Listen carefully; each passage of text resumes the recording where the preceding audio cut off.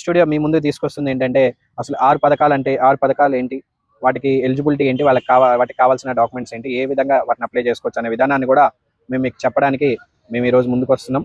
అందులో భాగంగా మొదటిది మహాలక్ష్మి స్కీమ్. ఇది మహిళలకు మాత్రమే పెట్టే స్కీమ్ అనమాట.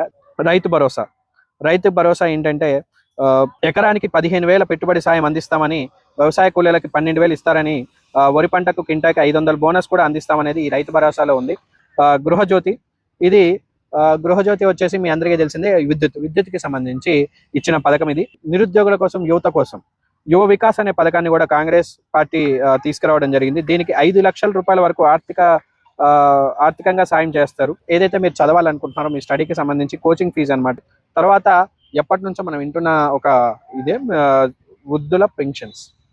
ఎవరైతే పెన్షన్స్ లబ్ధిదారులు ఉన్నారో వృద్ధులు, వాళ్ళకి నెలకి వృద్ధాప్య పెన్షన్ అనేది కూడా రావడం అనేది జరుగుతుంది.